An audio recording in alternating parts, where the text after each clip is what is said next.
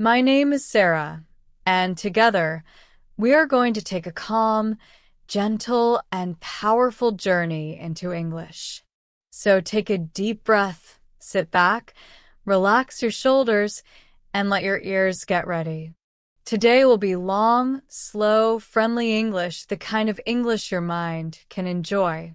And don't worry, don't think too much. Just listen. Let the English come to you softly. Before we begin, I want to start with a little moment of curiosity. Let me ask you something. Has there ever been a time when you tried to talk in English, but the words did not come out? Maybe your mind knew the words, but your mouth just stayed quiet? Maybe you wanted to say something, but your tongue felt nervous? If yes, you are not alone. I have met so many learners who tell me the same thing.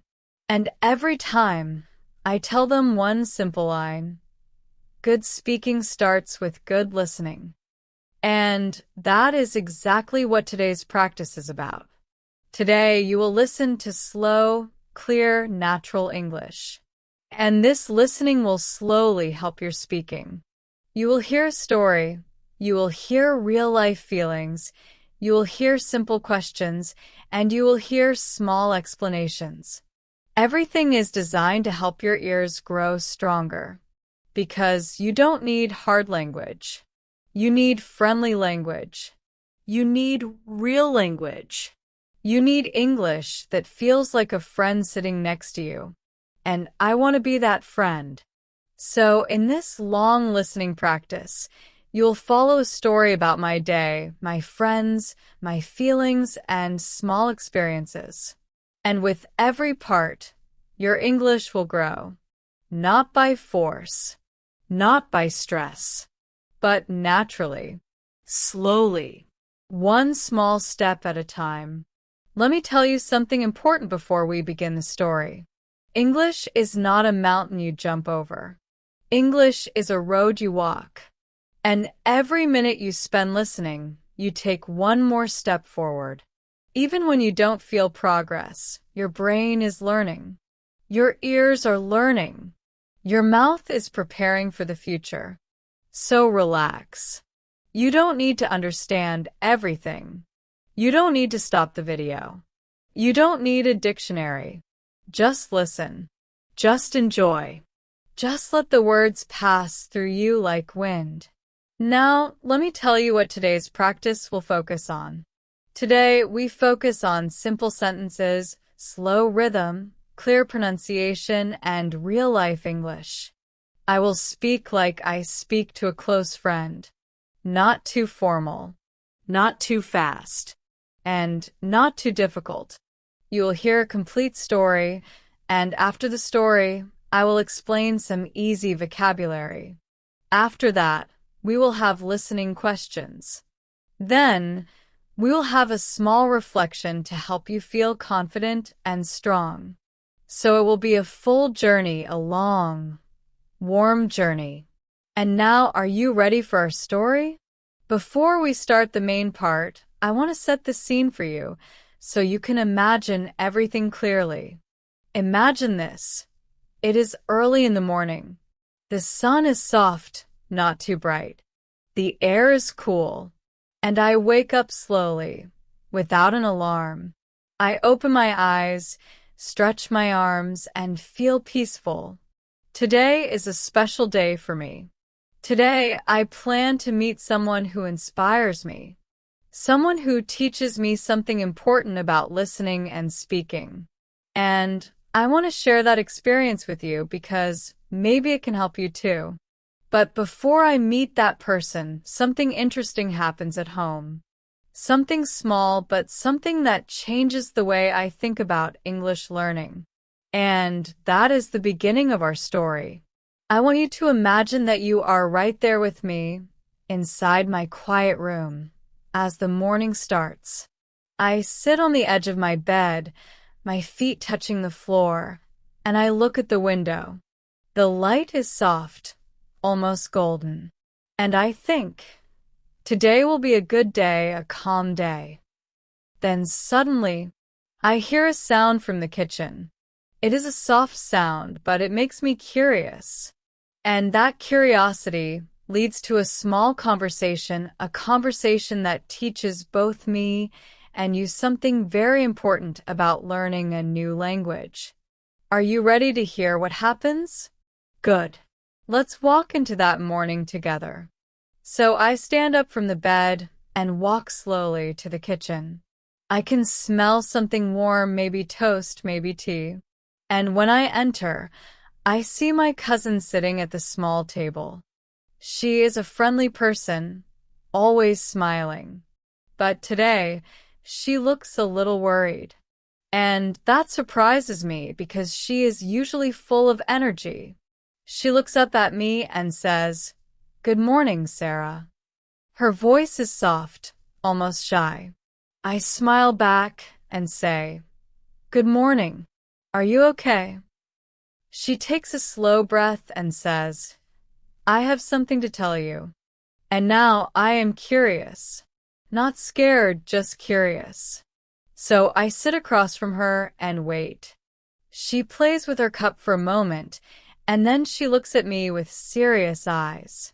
She says, "Sarah, I want to learn English, but I feel stuck. I understand nothing when people speak fast, and I feel very shy to talk." I listen to her carefully, and in that moment, I see something familiar in her eyes. Something I have seen in many learners. A mix of desire and fear. A small dream but a big worry. And I smile gently because I know this feeling so well. Maybe you know this feeling too. So I say to her, "It's okay to feel shy. It's okay to not understand fast English. You are not alone, but you can grow. And I can help you." Her face relaxes a little. She takes another breath and says, "But how do I start? How do I learn to speak?" And I answer with the same line I told you earlier. Good speaking starts with good listening. She does not fully understand. Her eyebrows go up slightly. So I explain it simply. Before a baby speaks, they listen. Before you talk in English, you must listen. You must let English enter your ears again and again. Slow English, clear English, easy English. Step by step. Your brain will learn the rhythm. Your mouth will learn the feeling. And one day you will speak. She nods slowly. She is thinking deeply. I see hope in her eyes. But I also see doubt.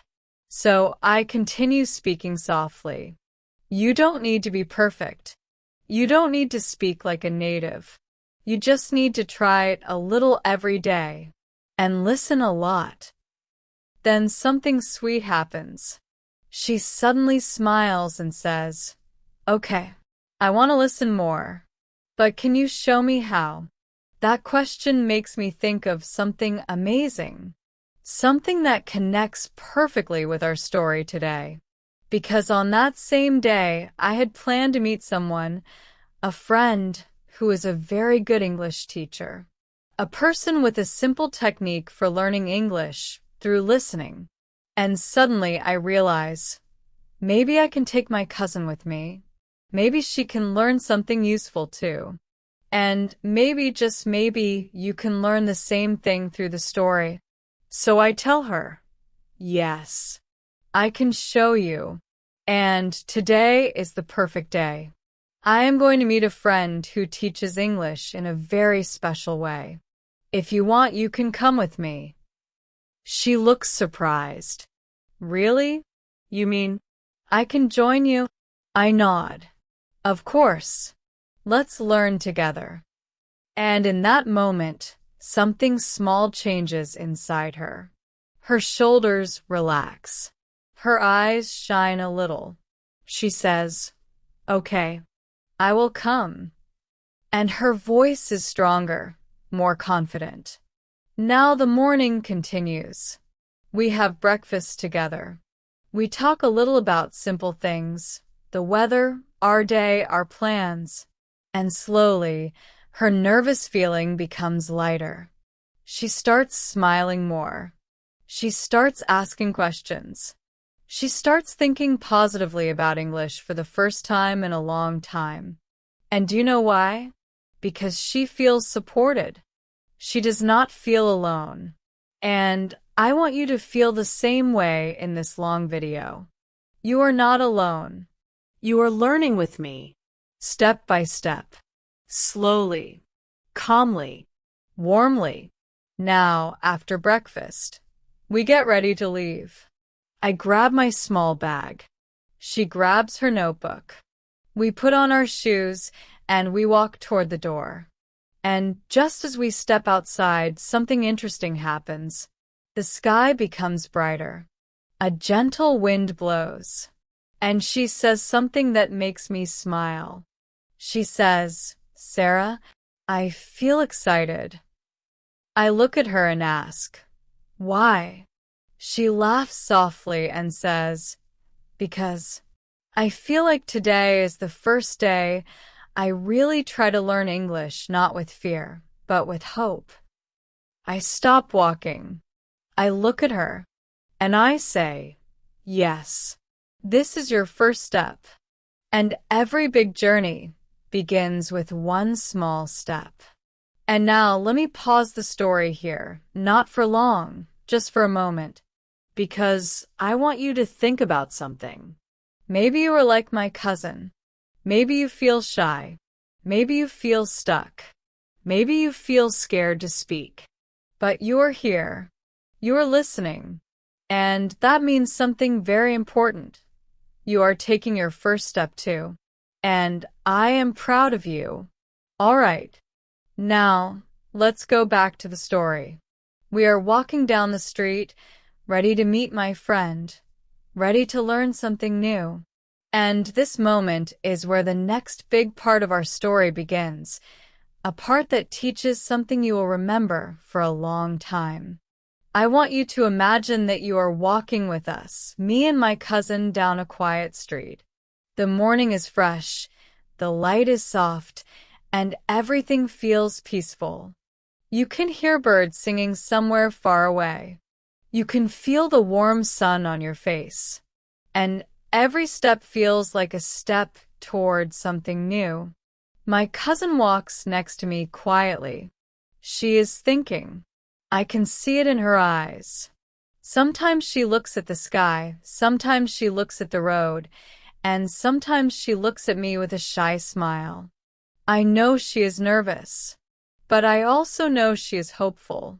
And hope is a powerful beginning. We walk for about 10 minutes until we reach a small park. The park is simple, green grass, tall trees, and a few wooden benches.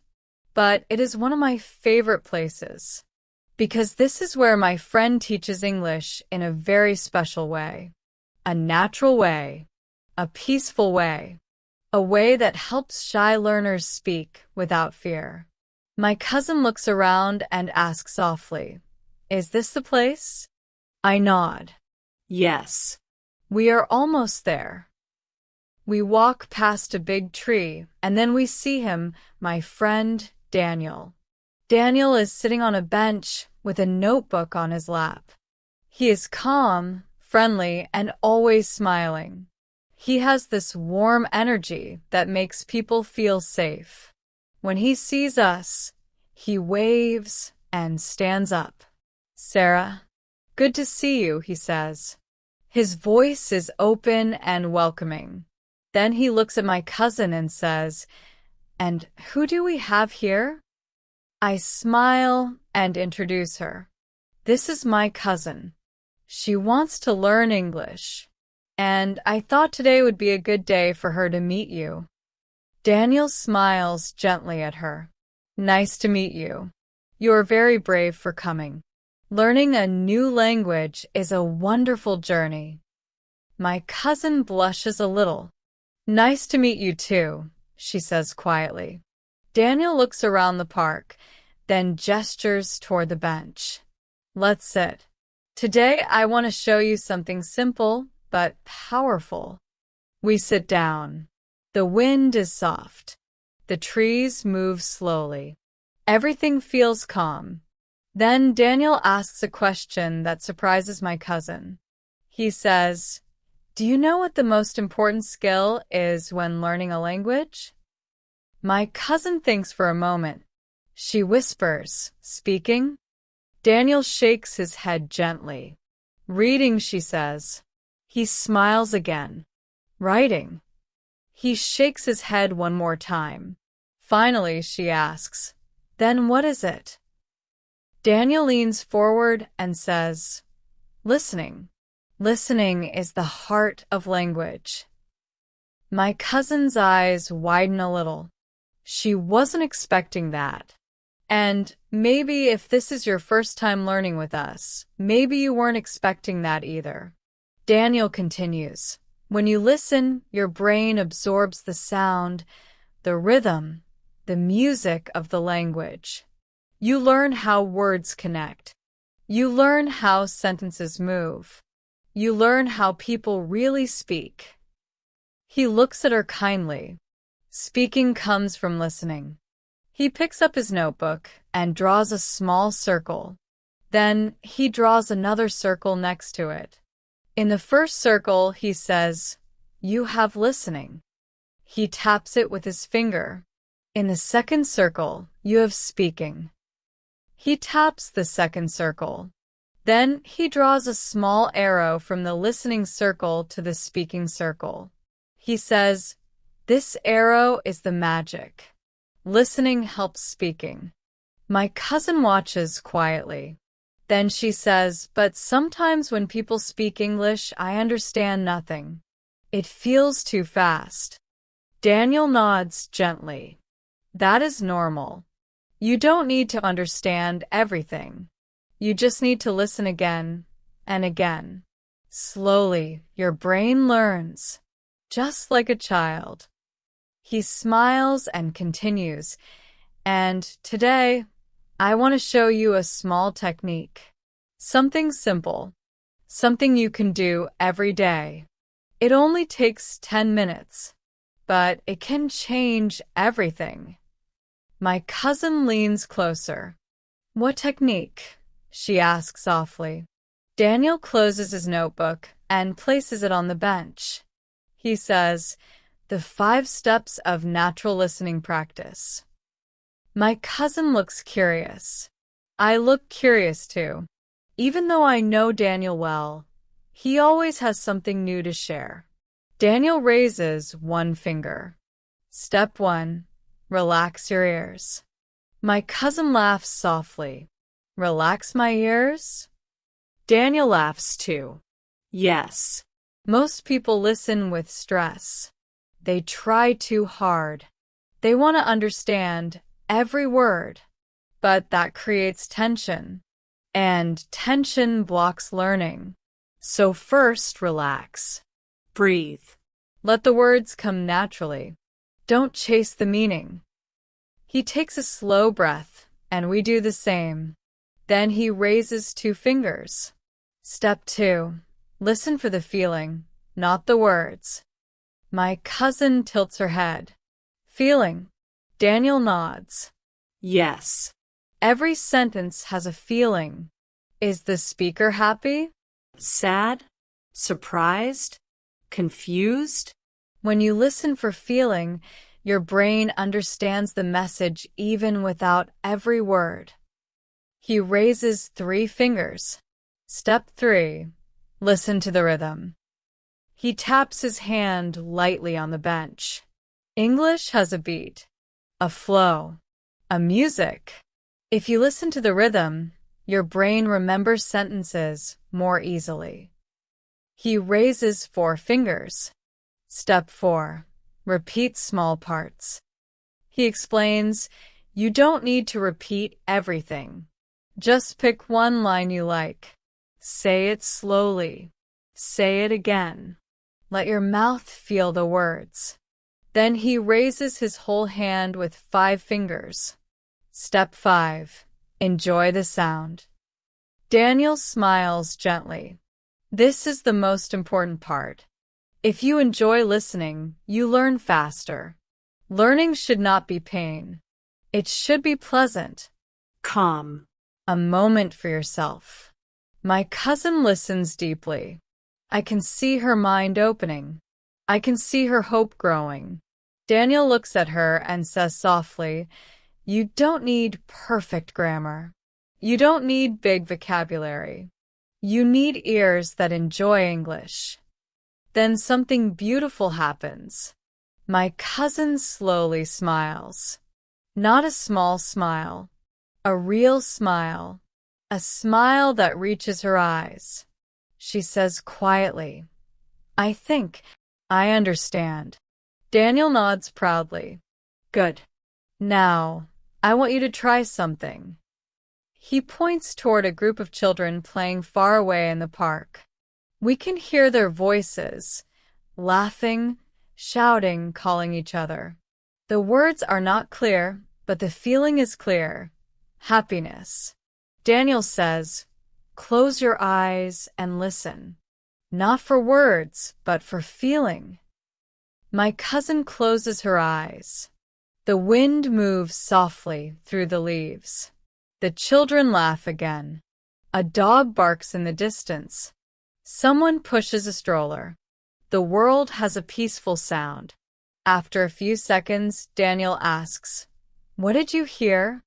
My cousin opens her eyes and says, "I heard joy. I heard play."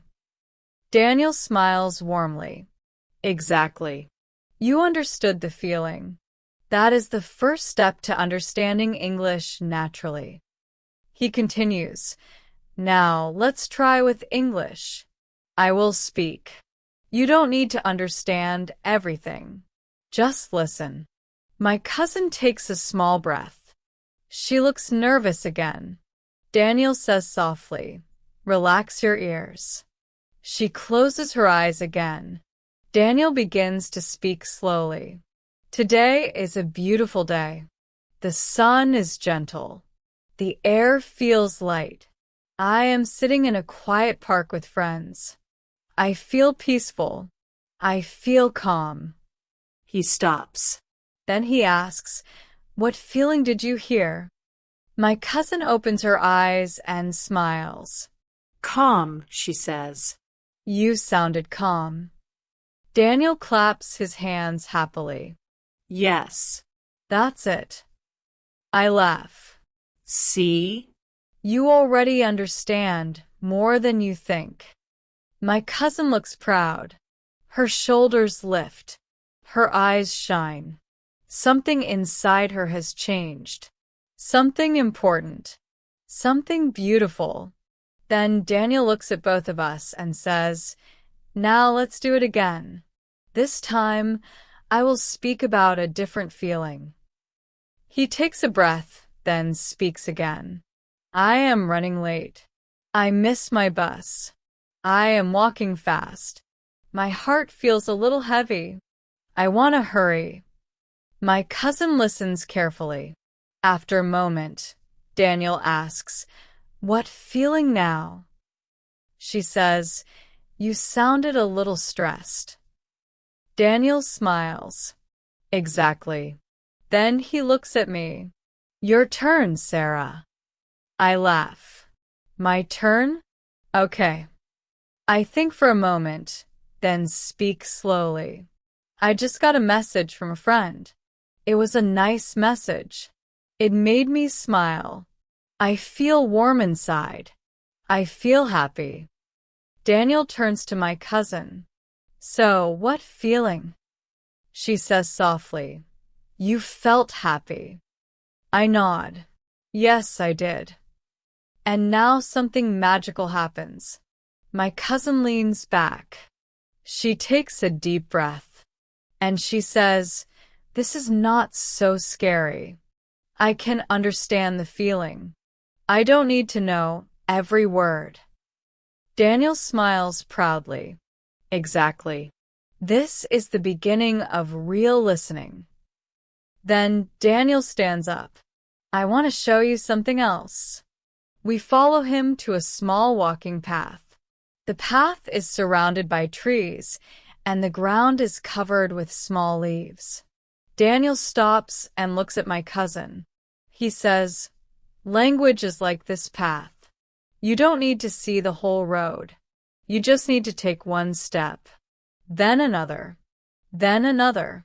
Soon you will go far." He points to her shoes. "You already took your first step today." My cousin looks down at her feet and laughs. Yes. "I guess I did." We walk along the path slowly. Daniel continues speaking in simple English. He says things like, "The trees are tall. The wind is soft. The park is quiet. We are walking slowly. The day feels peaceful." My cousin listens. She doesn't try to understand every word. She just listens. And slowly, she begins to understand more than she expects. After a few minutes, she says, "I understood that. You said the park is quiet." Daniel nods. Yes. "Very good." I feel proud of her. Truly proud. Then Daniel says, "Now it's your turn. You speak one simple sentence. Anything you want." My cousin freezes a little. "Me?" Daniel smiles gently. Yes. You. Just one sentence. Small and simple. She looks nervous. Her shoulders rise. Her fingers play with her notebook. I put my hand on her arm and say softly, "It's okay. You can do it." Just one simple line. She takes a breath. She looks around the park. Then very slowly she says, "The sky is blue." Daniel claps quietly. "Perfect." I clap too. Beautiful sentence. My cousin laughs shyly, but she looks happy. She looks proud. She looks free. Daniel says, "See? Speaking becomes easier when listening becomes natural." We walk slowly back to the bench. The morning is now brighter. The park has more people, but we feel calm. We feel connected. We feel like something important has started. Daniel sits again and looks at my cousin. "You did very well today," he says gently. "You listened. You understood. You spoke." That is enough." My cousin blushes. "Thank you," she says softly. Daniel stands up and smiles. "Next time, we will learn more. But for today, you have done your part." And that is when my cousin says something that melts my heart. She says, "I never thought I could learn, but now I feel like I can." Daniel nods. Yes. "You can." And I whisper softly to myself, "Yes, she really can." The morning ends slowly. We say goodbye to Daniel. We thank him. We promise to meet again. And then my cousin and I begin our walk home. But everything feels different now. The world looks brighter. The air feels lighter. And my cousin walks with more confidence in her steps. She looks at me and says, "Sarah, thank you for bringing me." I smile and say, "I'm proud of you." And as we walk together through the quiet street, I realize something important, something I want to share with you right now. Learning English is not about speed. It's not about big words. It's not about tests. It's about moments like this. Small steps, small successes, small wins. And those small wins build a big future. And that is the heart of today's story. As my cousin and I begin walking home from the park, the story continues in a very gentle and warm way. The sun is now a little brighter, but still soft. The air feels a little warmer.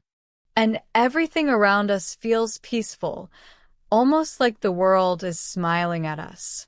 I look at my cousin, and I notice something different in her face. She looks lighter. Her steps are softer. Her eyes are brighter. She looks like someone who just discovered a new door, a door she didn't know existed before. We walk slowly, not rushing. It feels like we don't need to rush. We just enjoy the moment. I ask her softly, "How do you feel now?" She thinks for a moment, then says, "I feel calm." She pauses. "And proud." She laughs a tiny little laugh after saying proud, as if she is not used to feeling that way. But her smile looks real. I nod. "You should feel proud. You did something brave today. You listened. You spoke. You took the first step." She looks down at her shoes again, just like she did earlier in the park, and says, "I didn't think I could do it. I always felt scared to speak." She sighs softly. "I thought English was too hard for me." I stop walking for a moment. She stops too. I look at her and say, "English is not hard. English becomes hard when we try to learn too much at the same time. But when you learn slowly, one moment at a time, it becomes easy." Soft. Friendly. She looks at me and nods. Today felt easy. Daniel made everything simple. "Yes," I say, because he understands one important truth. Language grows naturally. Like a plant. We start walking again. I continue speaking in a soft voice, so she can listen carefully. "Imagine a small plant," I say. "You don't pull the plant to make it grow. You don't shout at it. You don't force it. You give it water. You give it light. You give it time. And slowly it becomes bigger." She smiles. "So listening is like water?" "Exactly," I say. "And practice is like sunlight. And patience is like the soil. When you have all three, the plant grows. When you listen every day, even for a few minutes, your English grows." As we continue walking, my cousin thinks deeply about this. I can see she is imagining herself as a small plant with new leaves growing. It's a cute and simple picture, and I think it helps her understand the idea better. We walk past a shop selling warm bread. The smell fills the air, and my cousin smiles again. "I like this smell," she says. "Me too," I say. "It smells like home." She looks at the bread and says, "You know, English always felt like something far away. Something not for me. But today it felt close. Friendly." I nod. "That's because you listened without fear. You listened with calm ears."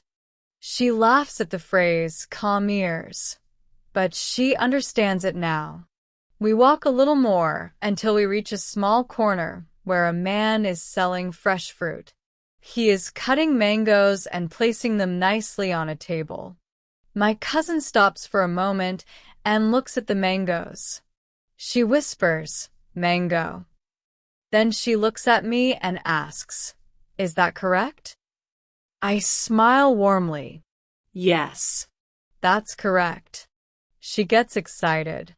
"I want to try another one. What is this fruit in English?" She points at a guava. "Guava," I say slowly. She repeats, "Guava."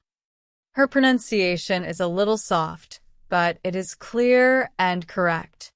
"Perfect," I say. She looks happy. Truly happy. Like a child discovering new colors. We continue walking. And then something small happens, but it becomes a big moment in our story. A woman walks past us talking on her phone in English. She is speaking softly, not too fast, but not too slow. Her voice floats in the air for a few seconds. My cousin stops walking. Completely stops. She listens. Her eyes widen a little. She tries to catch the feeling of the sentence. The woman is saying something simple like, "Okay, I will call you again later." "Yes, yes, I'll text you when I arrive." When the woman passes us and walks away, my cousin looks at me with surprise. "I understood the feeling," she says. She sounded in a hurry, like she had to go. I nod with a proud smile. Yes. You understood the feeling. See? Your listening is already better. She takes a deep breath and says quietly, "Wow." We start walking again, but this time, my cousin looks more confident. Her back is straight. Her steps are stronger. Her eyes are open, not just seeing the road, but noticing everything around her with new curiosity. After a few minutes of silence, she asks softly, "Sarah, can I ask you something?" "Of course," I say. She hesitates for a moment, then asks, "Do you think I can really learn English?" Like, really? I smile because I love this question. I love it because the answer is simple. Yes, I say. You can. Anyone can. And you already started. She looks down again and whispers, "It means a lot to hear you say that." We walk a little further until we reach a small bridge. The water below is moving slowly, gently. We stop on the bridge for a moment and lean on the railing. My cousin looks at the water and says, "The water moves like English words flowing." I smile. Yes. That's a beautiful way to say it. She laughs. Maybe I can speak beautifully one day. You will, I say, because you are learning with your heart, not just with your head. She takes a slow breath. "I want to try something," she says suddenly. "What?" I ask. "I want to listen to you speak English, and I want to guess the feeling again." I smile. Sure. Let's do it. I speak slowly, with a soft tone. "I lost my umbrella today.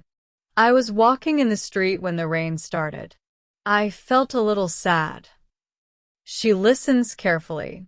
Then she says, "You sounded disappointed." "Yes," I say, excited. "Perfect." Then I change my tone and speak again. "I saw a cat today. It followed me for a few steps. It was so cute. I couldn't stop smiling." She says, "Happy?" "Yes," I say. "Very good." I continue the game. I forgot to send an important message. Now I feel worried. She says softly, concerned, nervous. I nod. Yes. You got it. She looks proud. This is fun. It is, I say, because you are listening naturally, not for words, for feeling. She nods slowly. I understand now. Listening doesn't have to be hard. It can be soft. We continue walking, and now my cousin speaks more. She asks questions. She tries new words. She tells me small sentences. The trees are green. The road is long. The air is warm. I feel good. I feel calm. Her voice shakes a little sometimes, but she continues. She is learning.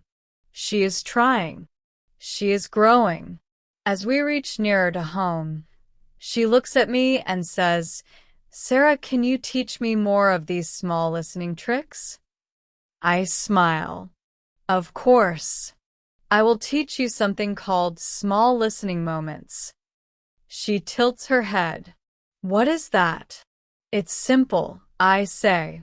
It means you don't need one big lesson every day. You just need tiny moments. I hold up one finger, like listening to one English sentence a day. I hold up another finger, or listening to one English word. Another finger, or listening to 10 seconds of English. She looks surprised. 10 seconds. Yes, I say. Because 10 seconds every day is better than 0 seconds for a whole week. Small listening moments help your ears grow slowly. I give her examples. Listen to one line from a video. Listen to the sound of English music, not the words, just the sound. Listen to a simple English podcast for 2 minutes. Listen to someone speaking English on the street. Listen to me speaking to you. She smiles. I can do that. Small moments are easy. Exactly, I say, because small moments become big progress. We reach the gate of our home. My cousin stops, turns to me, and says softly, "Today, something changed in me." I ask gently, "What changed?" She looks at her hands as if she is holding something invisible and then says, "I'm not scared anymore." I feel my heart warm with happiness. "I'm proud of you," I say again. She smiles. "I'm proud of me too." We walk inside. The house feels familiar, but something inside her is different. She takes off her shoes and sits on the sofa. She looks at the wall for a moment, thinking deeply. Then she whispers, "I want to practice again, just for fun." I sit beside her and say, "Then let's practice again." She looks at me and says, "Speak something slowly." So I speak. I'm making tea. The water is hot. The smell is warm. I feel relaxed. She smiles. Relaxed. You sounded relaxed. Yes, I say. She closes her eyes. Again. So, I try another one. I got an unexpected message today. It surprised me. She opens her eyes. Surprised. Yes, I say. She takes a deep breath and says, "This is easy. This is nice." I smile. This is learning. Real learning. The day continues softly. She practices a few more sentences. She listens. She talks. She laughs. She even tries repeating some lines after me. She enjoys it. And that's when I realized something important that I want to share with you. When learning feels good, learning becomes natural. When English feels soft, friendly, and warm, your mind opens. Your ears open. Your heart opens. And slowly you begin to speak. That week, after my long walk with Maya and after speaking English with her outside the cafe, I felt more confident. I felt a little stronger with my English skills. So the next morning I woke up early and decided to go to the local library. The library in my town is very quiet, very calm, and the air inside feels cool and peaceful. I like going there because it is the perfect place to read and practice listening. I had my small notebook with me, a pencil, and I was ready to learn something new. When I entered the library, I smiled at the librarian and she smiled back. She said, "Good morning, Sarah," in a soft voice. I said, "Good morning," back in a friendly way. Everything felt normal, simple, and happy. I walked to the English learning section. There were many books, thick books and thin books, books with pictures and books with only text books, for children and books for adults. On one shelf, I saw a big book with the title, English for Everyday Life. I pulled the book out slowly because it was sitting very tightly on the shelf. I sat down at a small wooden table near a window. The sun was shining, but not too bright. It felt perfect for studying. I opened the book and I started reading a simple paragraph. At first it was easy, but soon I found a sentence I did not understand. The sentence said, "He hesitated before responding because the situation was delicate." The words hesitated and delicate confused me. I read the sentence again and again. I could feel a little stress rising inside me. My smile slowly disappeared. I felt like I hit a small wall. I thought to myself, why is English so hard sometimes? My brain felt tired. After a few minutes, I closed the book with a soft thump and leaned back in the chair. I looked outside the window and saw a little bird sitting on a tree. The bird looked peaceful. I wish my mind was peaceful like that bird. Just then, I heard footsteps. I looked up and I saw someone I didn't expect. It was a young boy, maybe around 9 or 10 years old. He had a small backpack and messy hair, and he looked excited. He came near my table and smiled brightly. He said, "Hi, are you learning English too?" His voice was so cheerful that for a moment, my stress melted away. I smiled back and said, "Yes, I am learning. What about you?" The boy pulled out a colorful book titled Fun English for Kids and sat on the chair next to me. He said, "I love English. My teacher says if you listen every day, you become a language superhero." I laughed softly because the boy's energy was so positive. He showed me a page from his book. The page had a cartoon picture of a boy with a cape and the words "language hero" written above it. He said proudly, "See? I practice listening every day.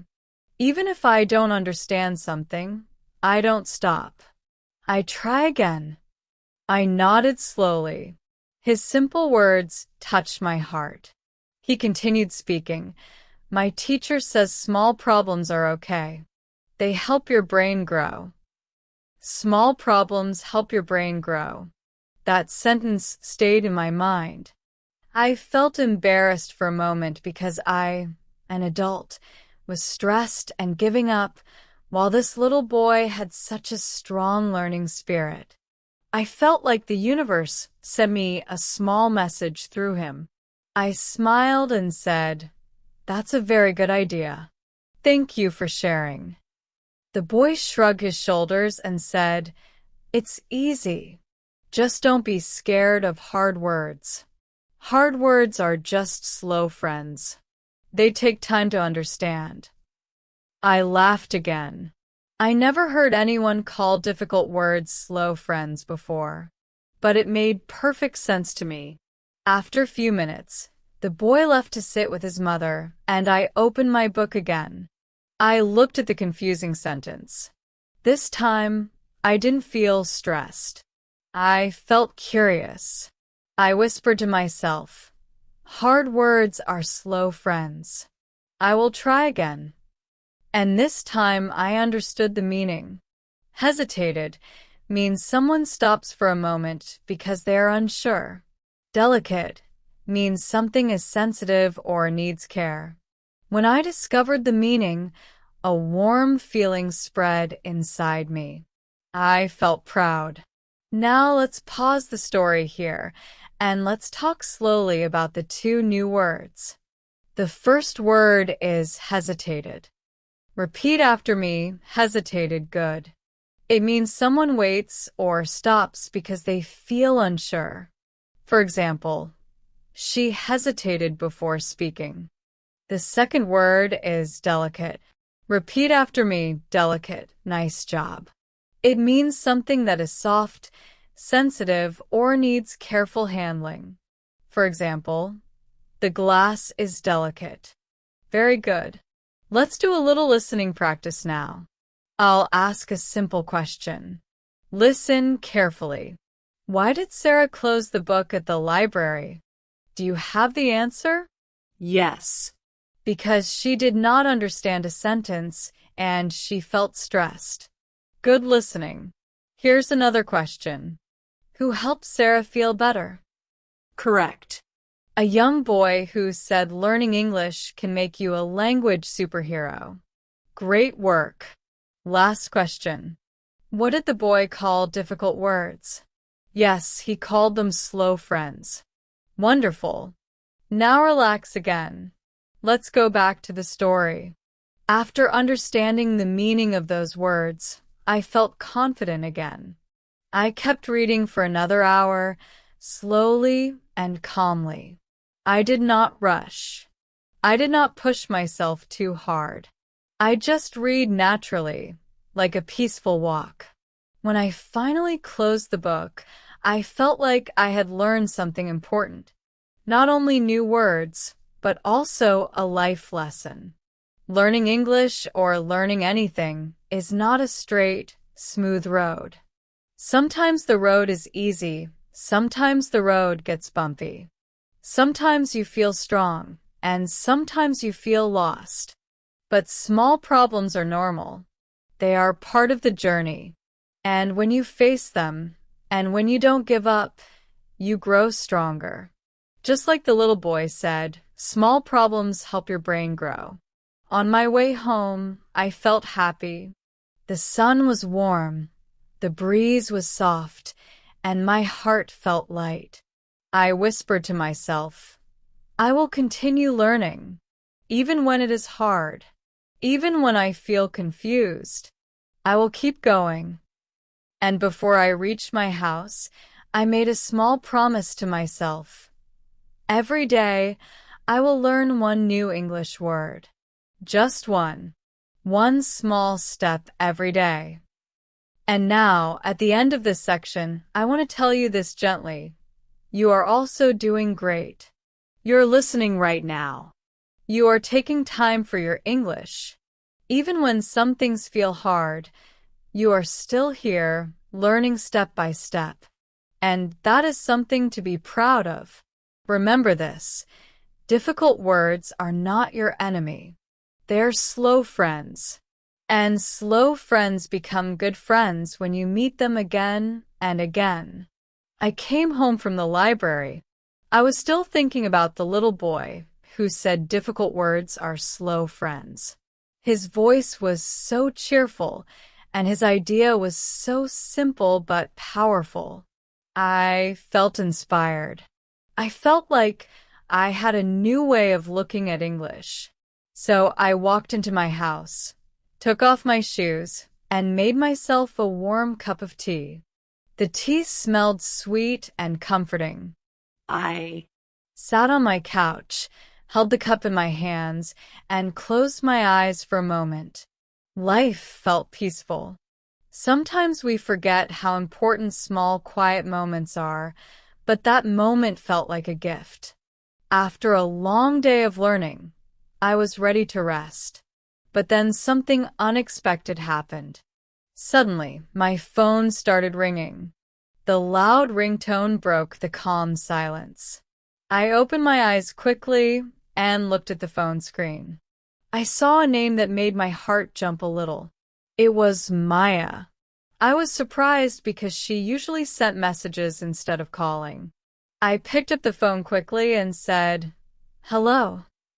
My voice sounded curious and a little nervous. Maya said, "Hey, Sarah. I have something exciting to tell you." Her voice was full of energy, almost too much energy for the quiet room I was sitting in. I sat up straight and said, "Really? What happened?" She took a small breath, like she was trying to hold her excitement inside. Then she said, "Do you remember the International Community Center near the park?" I thought for a moment and said, "Yes, the one with the big blue sign." Maya said, Yes, that one. They're organizing a special English conversation event this weekend. People from different countries will come. They will practice speaking English together. And guess what? I registered both of us. I froze. For a full 2 seconds, I did not say anything. My mouth was open, but no words came out. I felt shocked, but in a good way. Then I finally said, "Wait, both of us? You mean I have to speak English with many people I don't know?" Maya laughed and said, "Yes. Don't worry. It will be fun." But inside my mind, a small voice whispered, "Fun or scary?" I did not know what to say. I felt excited and nervous at the same time. Maya continued talking.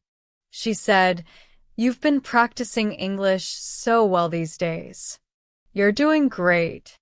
And you need real practice, right? This event is perfect for you." I bit my lip gently. She was right. I did need real practice.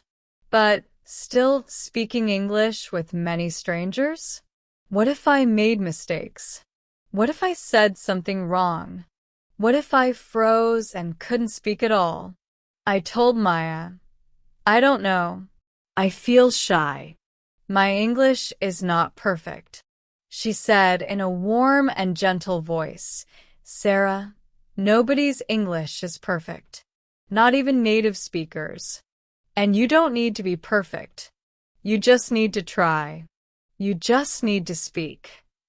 She paused, and then she said something that went straight to my heart. "Sarah, listen. Learning English is not just about vocabulary or grammar. It's about connection.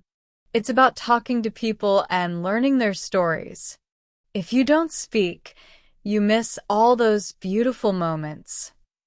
Her words touched me. I looked at my cup of tea, now a little cooler, and I thought deeply. She was right. I wanted to connect with people. I wanted to learn their stories. I wanted to use English in a real way, not just inside books or apps.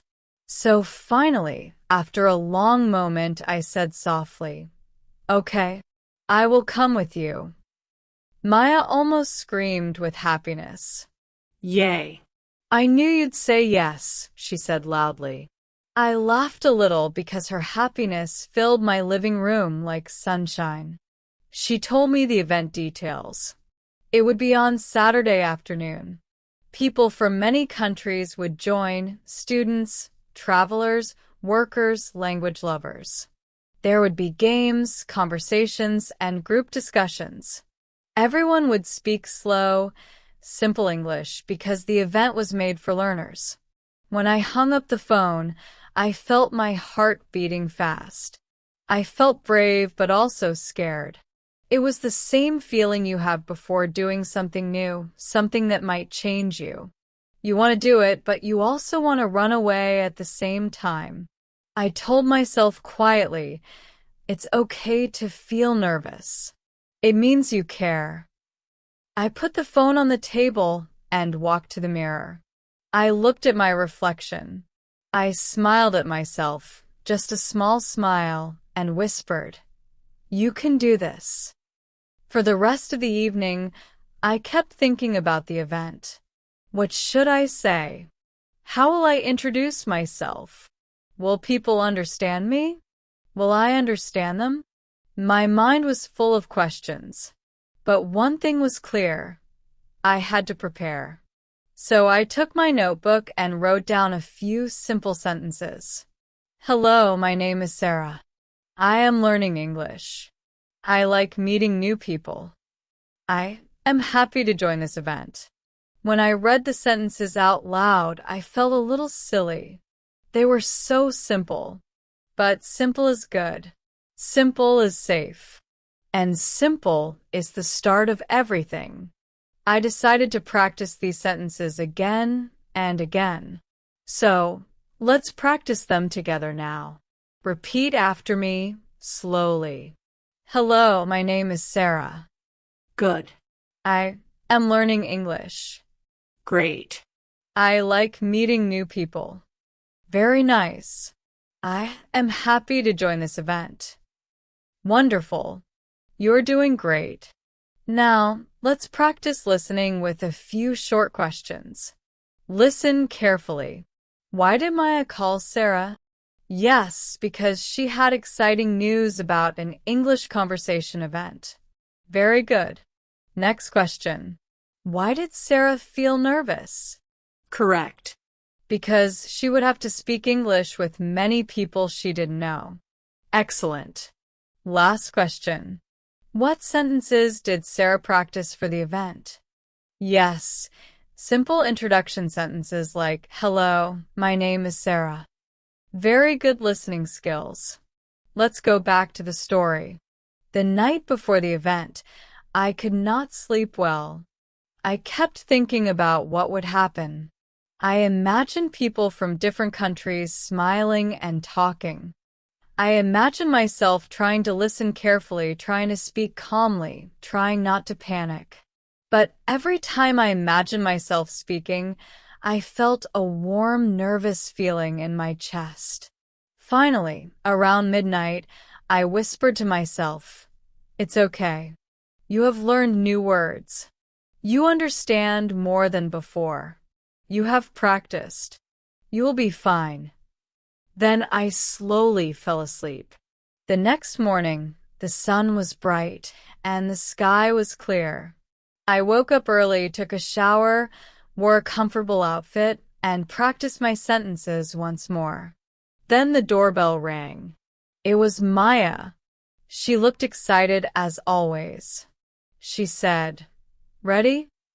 I Nodded, even though my heart was shaking a little. We walked out of the house together. On the way to the event, Maya talked about many things, the people we might meet, the fun conversations, the games. I listened quietly. The closer we got to the community center, the more nervous I became. But deep inside, I also felt proud. I was doing something big, something new, something brave. When we finally reached the community center, I stood in front of the big blue sign. I took a deep breath. I held my bag tightly. I felt my heart beating like a small drum. And quietly, I said to myself, "This is it. This is the moment." Maya and I stood outside the big community center with the bright blue sign. People were going inside. Some looked excited. Some looked shy. Some looked confident. Some looked nervous, just like me. I could hear soft voices, different accents, different languages mixing together like gentle background music. I held my bag close to my body and took another deep breath. Maya touched my arm and said, "You've got this." Her words felt warm and strong, like a small push of courage. We walked inside. The entrance hall was bright and colorful. There were posters on the wall with words like, "Welcome," and "Practice English with a Smile." There were small flags from different countries hanging from the ceiling, little flags from India, Japan, Brazil, France, Bangladesh, Turkey, Korea, and many more. It felt like the whole world was inside that building. At the welcome desk, a friendly woman smiled at us. She said, "Hello. Thank you for joining our English conversation event. Please write your name here." She pointed to a sign-in sheet. Maya wrote her name quickly. When it was my turn, my hand shook a little. I wrote Sarah slowly, trying not to make my handwriting look nervous. The woman then gave us 2 small stickers with our names written on them. She said, "Please wear this so your partners can see your name easily." I put the sticker on my shirt, and the moment I did, it felt real. I was officially part of the event. No escape. No turning back. We walked into a large hall. There were many round tables. each with 4 or 5 chairs. On each table, there were colorful cards with simple conversation questions like, "What is your hobby?" or "Where are you from?" or "What is your favorite food?"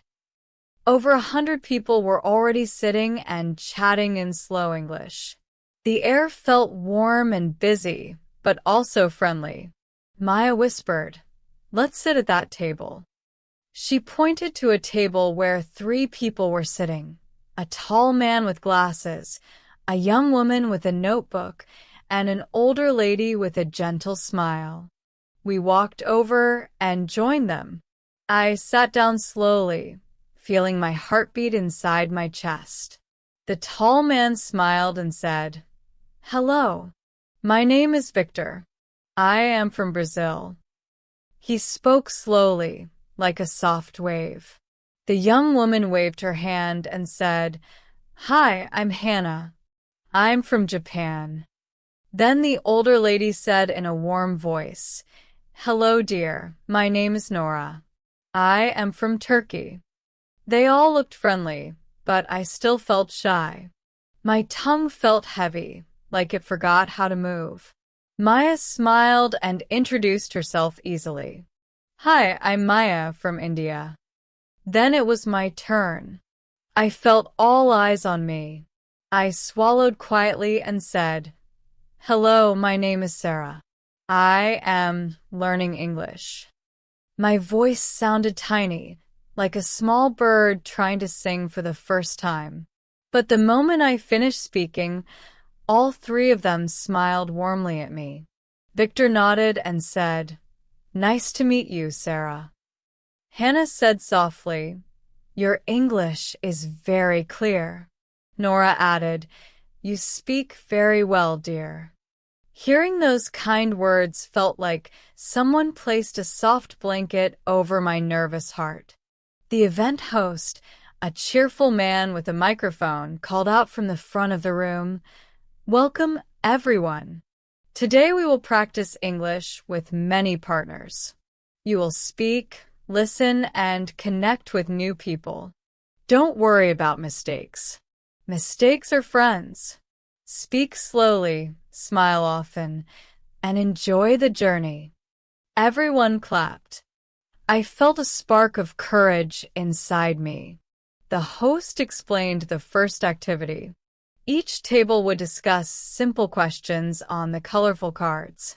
Everyone would talk one by one at a slow and comfortable pace.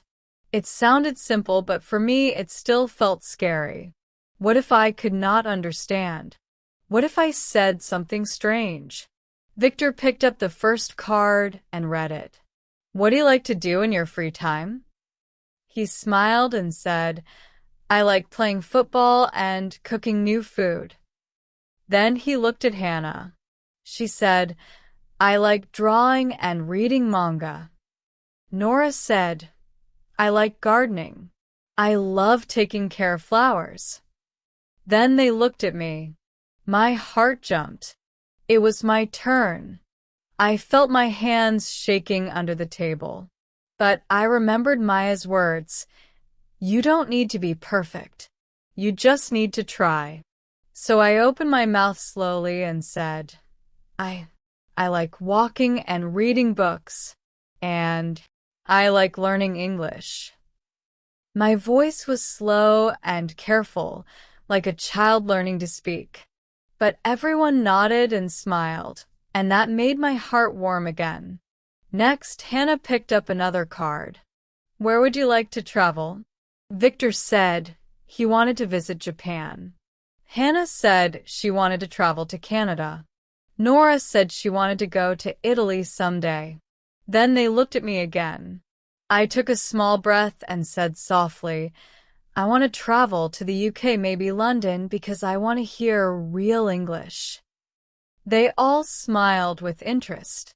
Nora said, "That is a wonderful dream." As the activity continued, something surprising happened. I started to relax. The voices around me felt softer. The hall felt brighter. I started to understand more than I expected. Words that felt difficult last month now felt familiar. My heart beat slowly, not loudly. I felt lighter, like my nervousness was melting away slowly, piece by piece. Then the host announced the next activity, switching tables. Everyone had to stand up and move to a new table to meet new people. I panicked for a moment. New people? Again? But Maya touched my shoulder and said, "You did well at this table. You can do it again." She smiled warmly, and her smile gave me courage. We moved to another table where two young men and one older gentleman were sitting. One of the young men said, "Hi, I'm Luis from Mexico." The other said, "I'm Kaido from Japan." The older man smiled and said, "I'm Peter from Australia." Peter's accent was different. It was warm and round. I had to listen very carefully to understand him, but he spoke slowly and kindly. The next starter question was, "What makes you happy?" Luis said playing the guitar makes him happy. Kaido said he loves video games. Peter said he enjoys meeting new people. Then it was my turn. I felt nervous again, but I pushed myself gently and said, "I feel happy when I learn something new. And I feel happy when I have good conversations like this one." The group nodded, and Luis said, "That's nice. Learning brings joy." Then Peter asked me a question that caught me off guard. "Why are you learning English?" His voice was gentle, but the question felt deep. I looked down for a moment and thought, why am I learning English? Many reasons came to my mind. But then I looked up and said slowly, because I want to connect with people from different places. I want to understand stories. I want to feel closer to the world. Peter smiled and said, "That's a beautiful reason."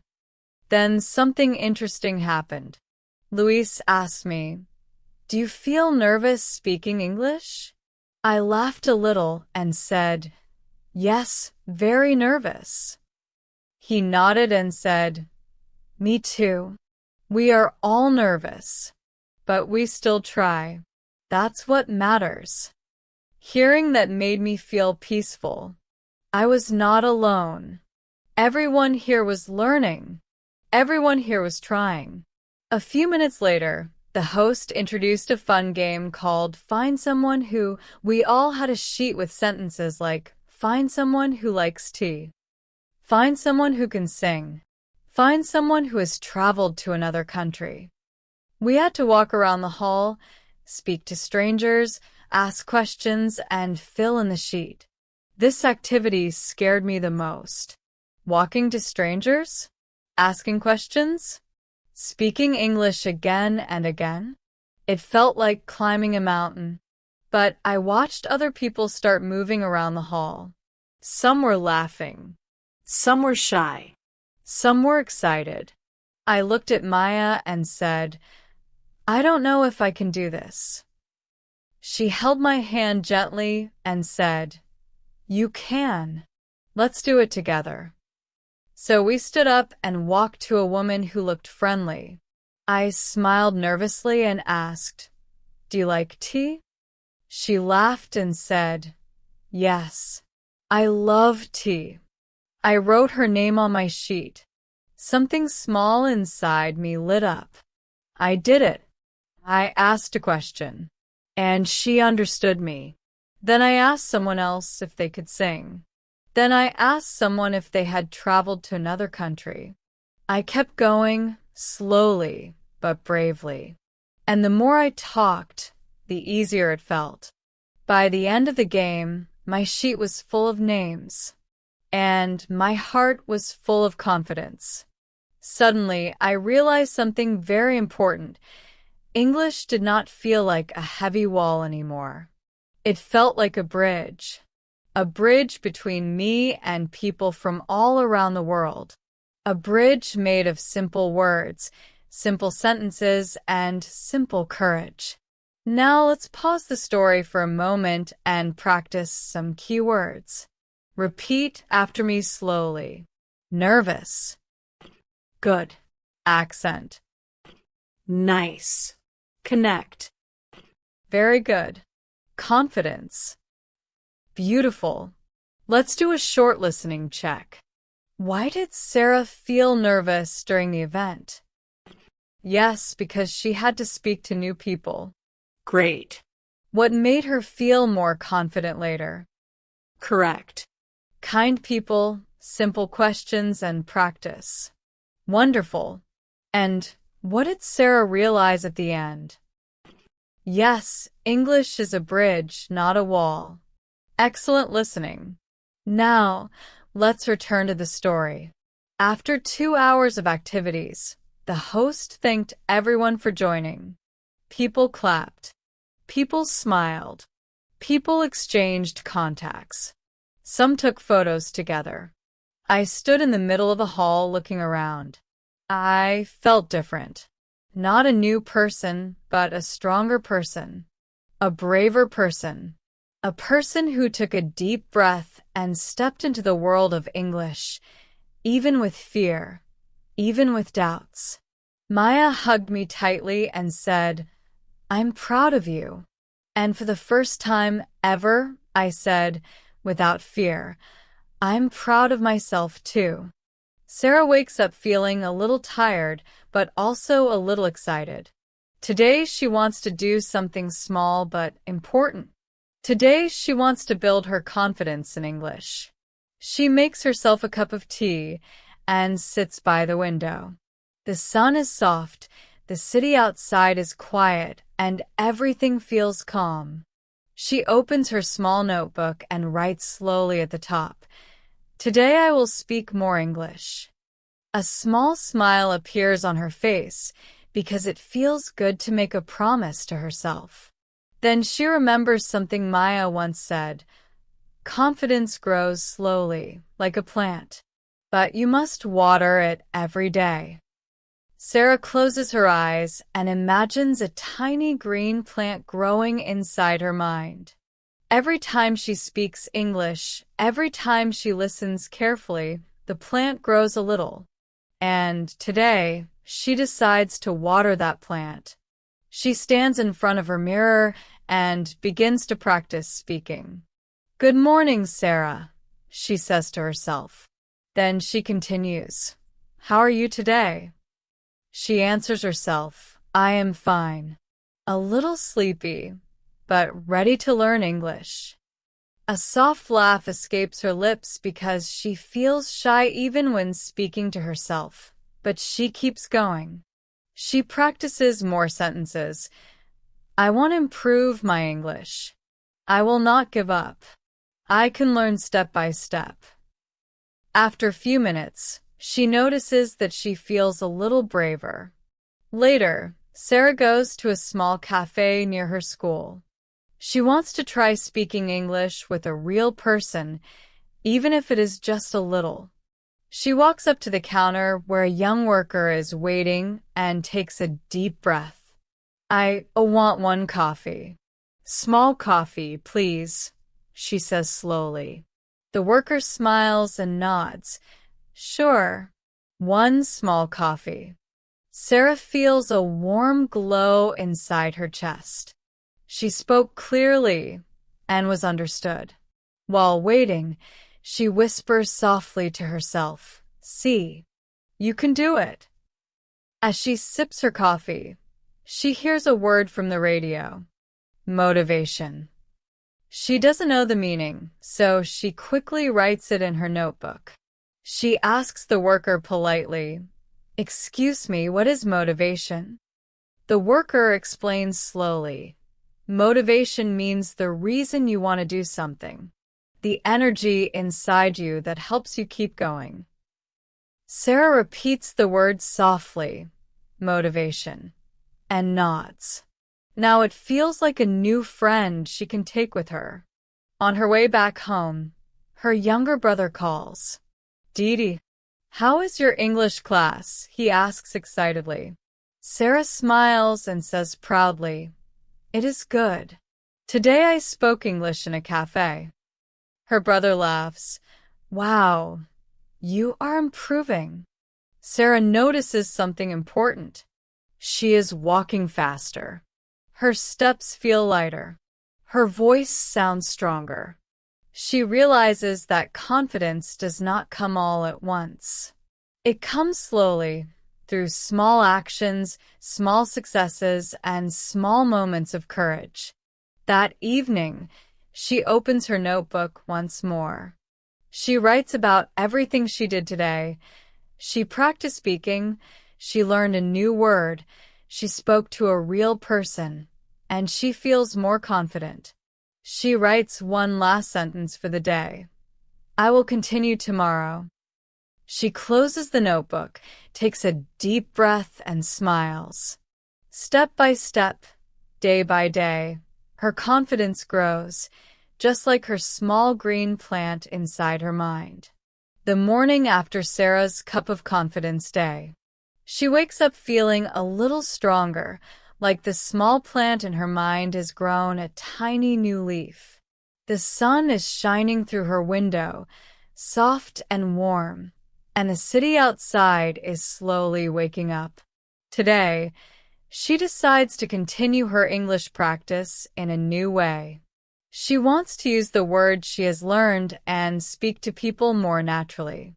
She gets dressed, takes her notebook, and steps outside. The air is fresh, and she can hear birds singing softly. As she walks down the street, she repeats a few sentences quietly to herself. I am learning English. I want to speak slowly and clearly. I am confident. The words feel good in her mouth. She smiles. She feels small courage building inside her chest, little by little. She decides to go to the park, the same park where she walked with Maya last week. It feels familiar and safe. There are people jogging, children playing, and an old man feeding pigeons near the fountain. Sarah sits on a bench and takes out her notebook. She writes down a few sentences she wants to practice today. Hello, my name is Sarah. I am learning English. I like reading books. I like meeting new people. Then she writes one more. I feel happy when I speak English. She reads each sentence slowly, repeating them out loud. A few people glance at her, but no one seems bothered. Sarah feels proud. Her voice feels steady, like a small river flowing gently. After practicing alone for a few minutes, she notices a young woman sitting nearby, reading an English book. Sarah feels a little nervous, but remembers the event and the little boy who called difficult words slow friends. She decides to try speaking. She smiles softly and says, Hello, do you like reading English books? The woman looks up, smiles back, and says, Yes, I love reading. It helps me learn new words. Sarah nods and sits down slowly. They begin a small conversation. Sarah asks, What kind of books do you like? The woman replies, I like stories about travel and adventures. Sarah responds carefully, I like stories too. They help me learn English. They speak slowly, taking time to understand each other. Every word feels like a small bridge connecting them. As they continue talking, Sarah feels her confidence growing even more. She realizes that speaking English is not only about perfect grammar or knowing every word. It is about trying, listening, and connecting. Every sentence she speaks, every time someone smiles or responds kindly, her courage grows. She asks one more question. Do you read English every day? The woman nods. Yes, even 10 minutes a day. Small practice every day is the key. Sarah smiles because she recognizes this advice. She remembers the small plant in her mind. She understands now that her confidence grows the same way. Slowly, steadily. With care.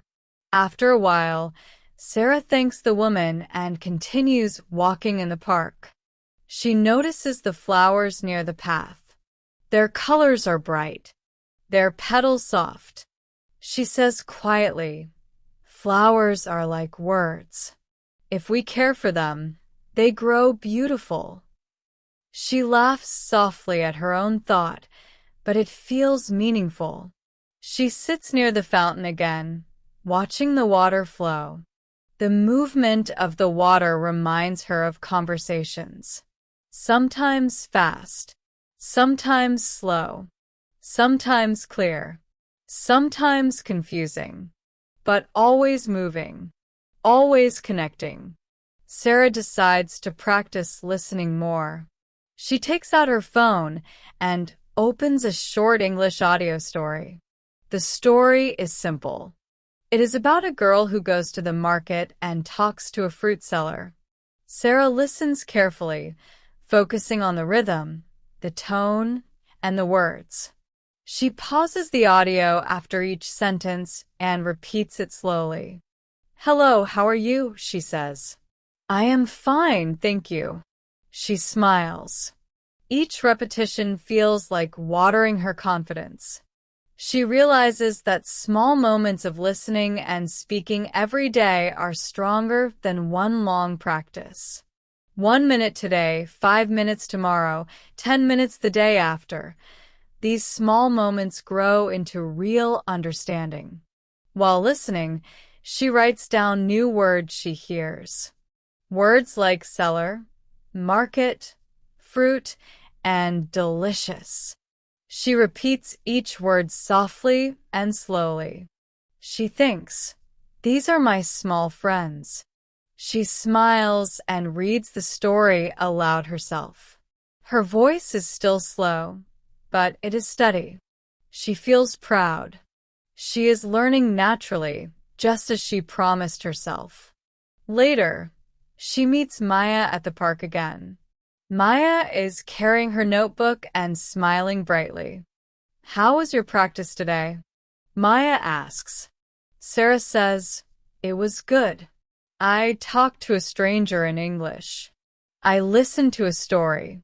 I learned new words." Maya claps softly. See. "I told you small steps work." Sarah laughs. "Yes, that feels good." They sit together near the fountain and practice short conversations. They ask and answer simple questions, repeating slowly. Every time they make a mistake, they correct it gently and continue. There is no fear, only learning and fun. As the sun begins to set, Sarah realizes something important. Today she spoke more than she ever did before. Today she listened more than she ever listened before.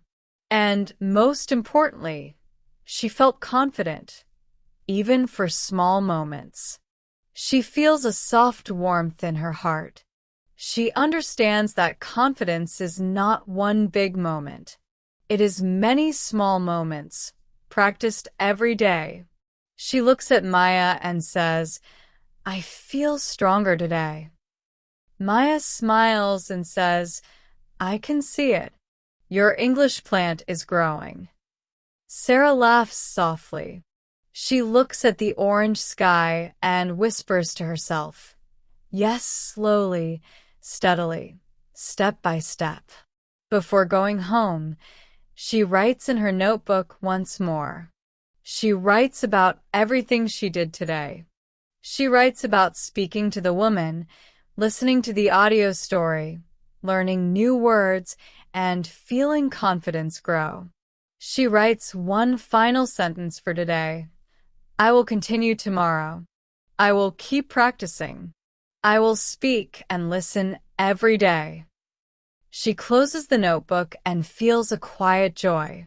She knows that every small effort counts. Every small step matters. The park is emptying. The sun is almost gone, and the air feels soft and cool. Sarah walks home slowly, feeling proud of herself and her English journey. She whispers to herself, "Small moments are the secret." Listening, speaking, trying, this is the path to fluency. And with that thought, she smiles, ready to continue tomorrow, ready to grow her small green plant of confidence and English skills, one gentle step at a time. The morning after Sarah's park practice. She wakes up feeling calm and a little excited. The small plant of confidence in her mind feels a little taller today. She stretches and breathes slowly, noticing the sunlight coming through her window. Today, she decides to combine listening, speaking, and writing in one practice session. She makes a cup of warm tea and sits by the table with her notebook. She opens it and writes down a few sentences she wants to use today. I am learning English every day. I want to speak more. I will listen carefully. I will not give up. She reads them out loud slowly, repeating each sentence twice. Her voice feels steady, even though she still feels a little nervous. After reading, she decides to practice listening first. She takes out her phone and plays a short English story about a young girl visiting a small bakery. The girl in the story asks simple questions. How much is the bread? Do you have cakes? Thank you very much. Sarah listens carefully, repeating after each sentence. She says softly, "How much is the bread?" Then she answers, $1, please. She repeats, "Do you have cakes?" Then she answers, "Yes, we have chocolate and vanilla." Each time she repeats the sentence, she feels her confidence grow. She notices the words becoming familiar, almost like old friends. After 20 minutes, she decides to practice speaking with someone. She calls Maya. "Hi, Maya," she says slowly. "I am practicing English. Can we talk?" Maya smiles through the phone. Yes. Let's practice together. They speak slowly, taking turns asking and answering simple questions. How are you today? I am fine. I feel happy. And you? I am fine too. I practiced listening today. They laugh softly when they make small mistakes, but they continue.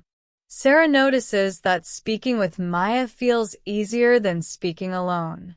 The words flow more naturally, and her nervousness feels smaller. After the call, Sarah decides to write in her notebook again.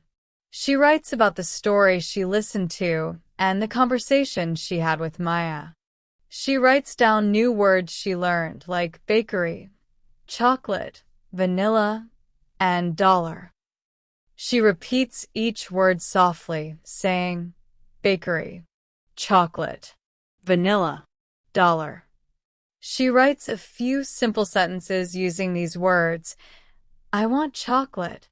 I buy bread at the bakery. $1 is enough. When she reads the sentences aloud, she notices that her voice is more confident than yesterday. Small steps are making a difference. Later, Sarah takes a short walk around her neighborhood. She notices children playing and a few neighbors watering their gardens. She decides to practice speaking English with herself while walking. Hello, my name is Sarah. I am learning English. I like reading and walking. She whispers softly. Then she imagines speaking to a neighbor in English. Good morning. How are you today? She answers herself. I am fine, thank you. And you? Practicing aloud while walking makes her feel lighter, almost like the words are dancing in the air. She feels brave and proud. After returning home, Sarah sits by her window and reflects on the day. She thinks about her listening practice, her conversation with Maya, and her small speaking exercises outside. She realizes that each small step builds her confidence slowly, like the plant in her mind growing taller and stronger. She smiles and whispers, "Every day I try, every day I learn. This is how I will become fluent." She writes one last sentence in her notebook for today. "I will continue tomorrow, step by step, word by word, moment by moment."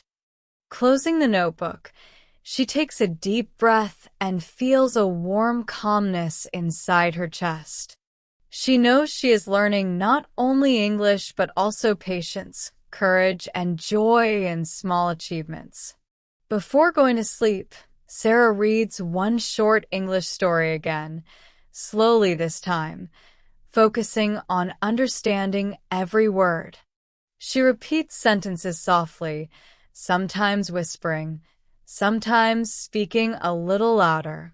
She notices that words she did not understand last week now feel familiar. She smiles because she can see her progress. Then she lies down, closes her eyes, and whispers to herself, "English is not just words. English is connection.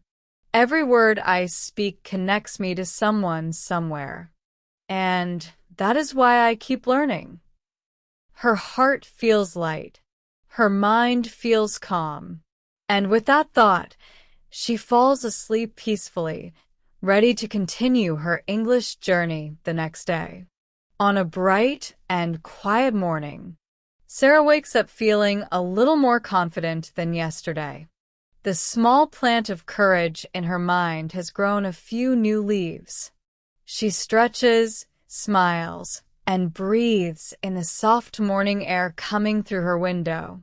Today, she decides to combine all the lessons she has been learning, listening, speaking, reading, and writing into one longer practice session. She makes a cup of warm tea and sits at her desk with her notebook and phone. She writes at the top, "I will speak more today. I will listen carefully. I will try new words." Reading the words slowly, she repeats them softly, letting each one sink into her mind. After finishing her tea, she decides to start with listening practice. She opens a short audio story about a boy visiting a zoo. The story is simple, with sentences like, "The lion is big.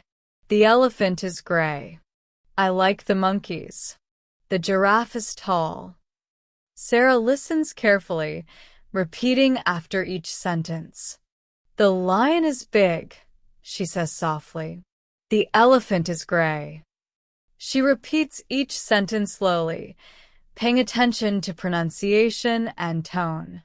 Sometimes she pauses the audio and says the sentence 2 or 3 times until it feels easy to say. She notices that listening carefully first makes speaking later feel much easier. After 20 minutes, she decides to practice speaking with someone. She calls Maya again. "Hi, Maya. Today I want to practice speaking about animals," she says slowly. Maya laughs softly. "Sure. Let's do it together."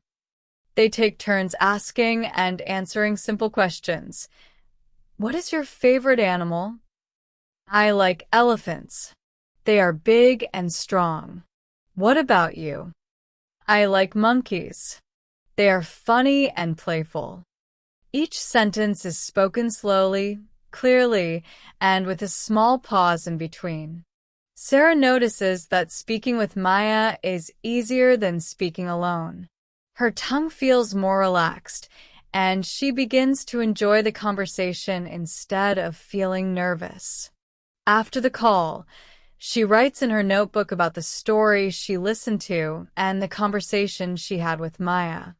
She writes new words: lion, elephant, monkey, giraffe, big, gray, tall, funny, playful. Then she writes small sentences using the words: the lion is big, the monkey is funny, the giraffe is tall. She reads them aloud slowly, making sure each word sounds clear. She repeats some sentences twice, smiling when she pronounces a word correctly. The small success feels very satisfying. Later, she decides to practice listening while walking. She takes her phone and listens to a short dialogue about buying fruits at the market. The dialogue is simple. Hello, I want apples. How much are they? $1, please. Thank you. She walks slowly, while repeating each sentence quietly. Hello, I want apples. How much are they? She says softly. She practices asking the question and answering it, imagining herself talking to a real seller. Each time she repeats the dialogue, she feels a little braver. Her words feel lighter, like small birds flying gently. While walking, she notices a street vendor selling oranges. She decides to try speaking English with him. She approaches slowly and says, Hello, I want 3 oranges, please. The vendor smiles and says, Sure, 3 oranges. That's $2. Sarah smiles and replies, Thank you. She pays and walks away, feeling proud. That small interaction makes her heart beat with joy. She realizes that using English in real life is not scary. It is just another way to connect with people. Returning home, she sits by the window and reflects on the day. She writes in her notebook, Today I listened carefully. I spoke with Maya. I practiced new words. I spoke to a vendor. I feel more confident. Then she writes one last sentence. I will continue tomorrow. Small steps every day lead to big progress. She closes the notebook, takes a deep breath, and smiles. The sunlight is soft, the air is calm, and Sarah feels peaceful. She understands now that learning English is not about being perfect. It is about trying, practicing, and connecting. Before going to sleep, she reads a very short story again and repeats sentences softly. She notices that words that were difficult last week now feel familiar. She whispers to herself, Every day I practice. Every day I improve. Step by step, I will speak English clearly. Step by step, I will understand more.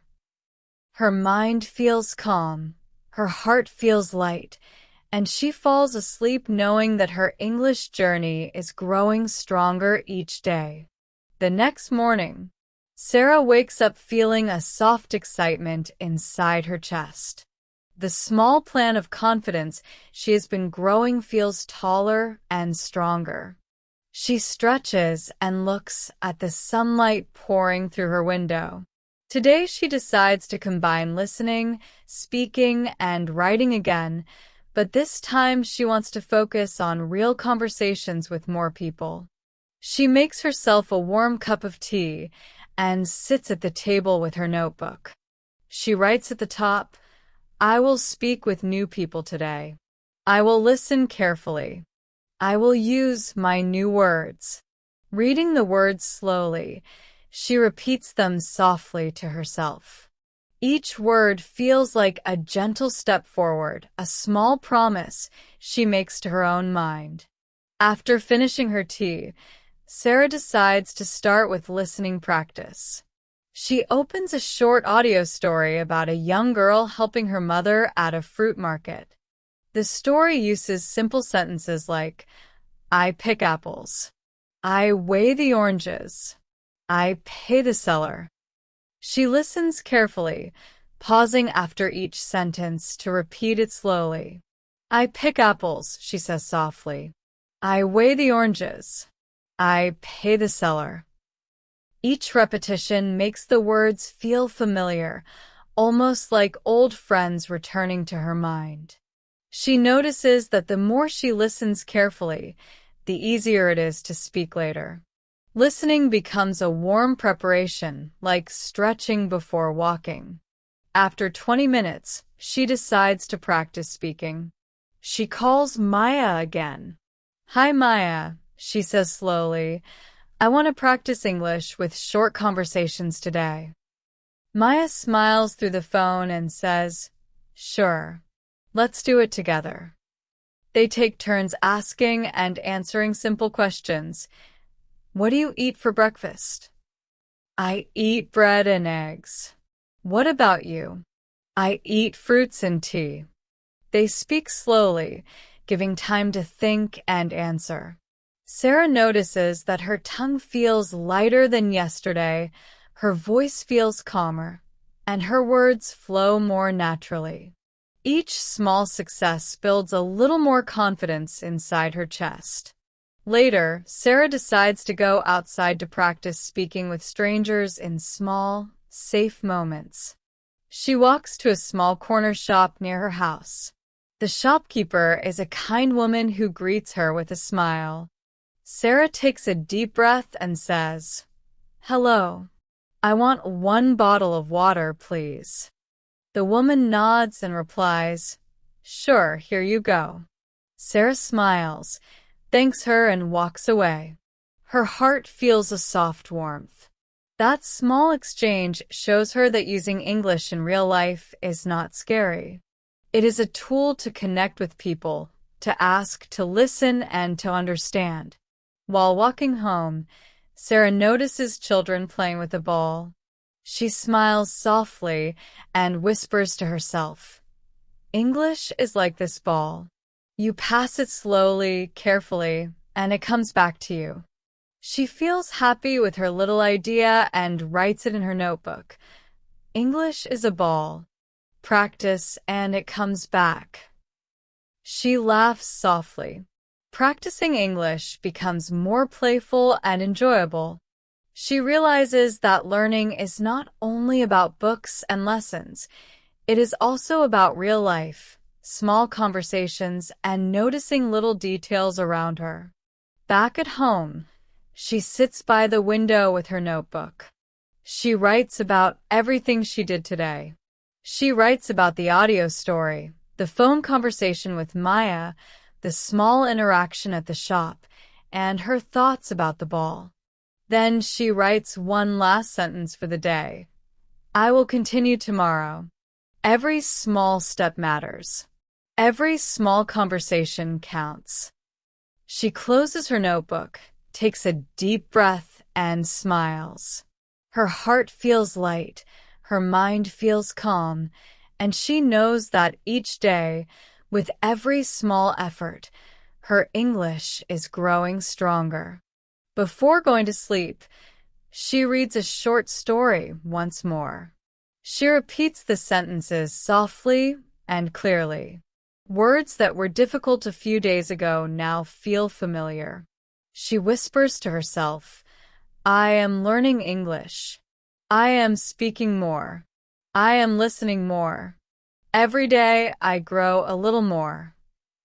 Her mind feels peaceful, her heart feels proud, and she falls asleep ready for another day of listening, speaking, and learning English. On a quiet and soft morning, Sarah wakes up feeling a gentle excitement inside her heart. The small plant of confidence she has been growing for days feels taller and stronger, and she notices it in her mind like a little green friend smiling at her. She stretches, takes a deep breath, and looks at the sunlight coming through her window.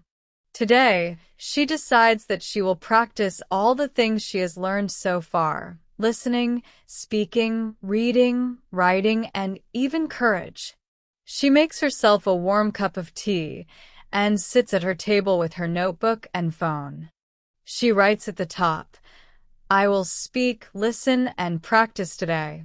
I am proud of myself. I will keep learning.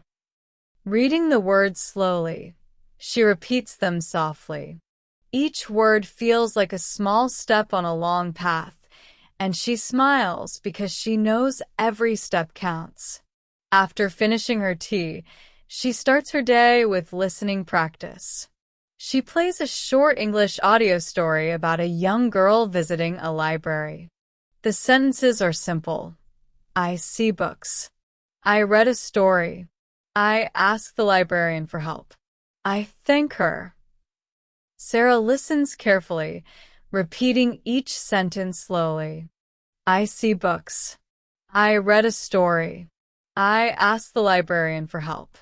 I thank her. She pauses after each sentence, repeating it 2 or 3 times until the words feel familiar. She notices that her understanding is improving. Words that felt difficult a few days ago now feel easier. Listening carefully is like watering her plant of confidence. After her listening practice, she decides to practice speaking with Maya.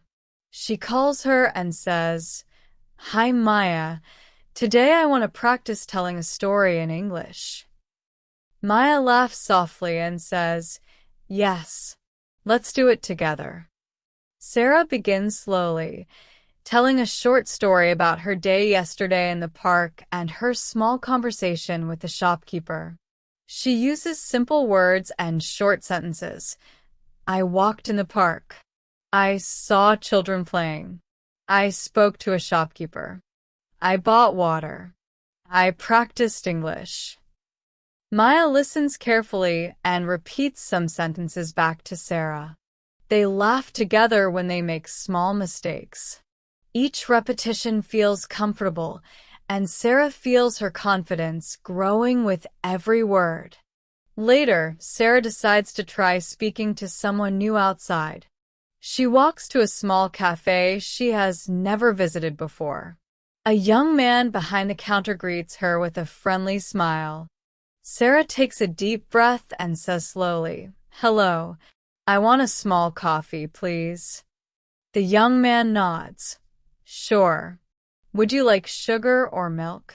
Sarah smiles and answers, Milk, please. Thank you. She pays and walks outside, feeling proud. That small conversation gives her courage. She realizes that speaking English in real life is not about perfection. It is about trying, understanding, and connecting. While walking home, she notices a small park with flowers and a fountain. She sits on a bench, takes her notebook, and writes about everything she did today. She writes about the audio story, the phone call with Maya, and her small conversation at the cafe. She also writes about how she felt brave and happy. Then she writes one last sentence for the day. I am learning English every day. I am proud of myself. Step by step, I will become better.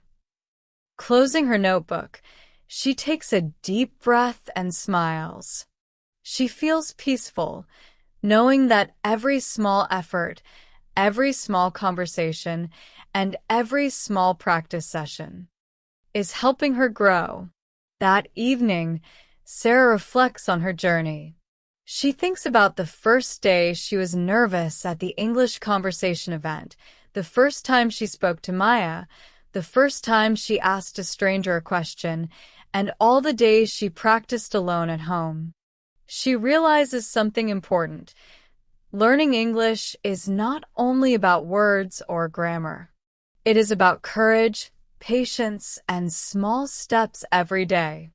It is about believing in yourself, even when you feel nervous. It is about trying, failing, and trying again.